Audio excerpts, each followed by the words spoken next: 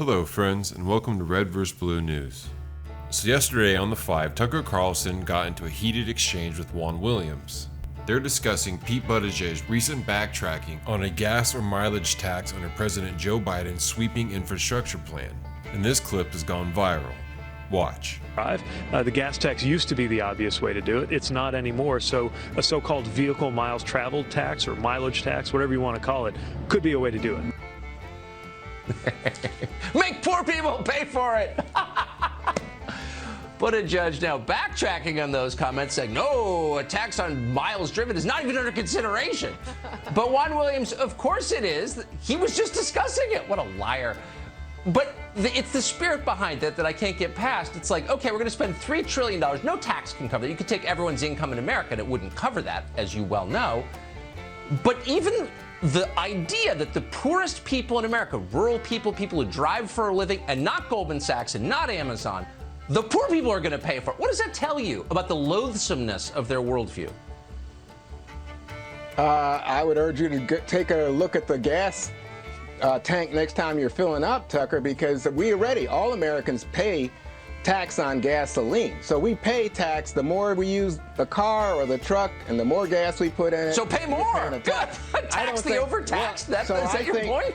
No. The reason that Pete Buttigieg, the transportation secretary, walked this back, and I think he did so quite aggressively, is because the kind of alarm that you just raised is coming from the trucking industry, is coming from people who live in rural areas who have to drive more to get into town, and that they don't want that fight. They think that that's not a fight that's beneficial to the Biden administration as they go forward with this. Look, if you're looking at new bridges, new highways, if you're looking at better broadband, bigger ports, everybody, the trucking industry, the car industry, workers, the Wall Street people all say the GDP is going up. They say this is going to be great for the economy. The problem comes from Republicans who say, oh, but how will we pay for it? You want to raise taxes on the rich. Okay, and we don't want it. We don't want to drive up deficits if we're not cutting taxes for the very rich. That's the only time they'll do that. But they say, oh, no, we don't want it. All right, got it. I got to go to Dana here. All right, Juan. I'm going to tell you something. The American people think you haven't told me anything, actually. Not one thing. Is so big. Not one thing. Yeah. Yeah, so I'll tell you a couple things. The American people like this. Yeah, I feel right. Got it.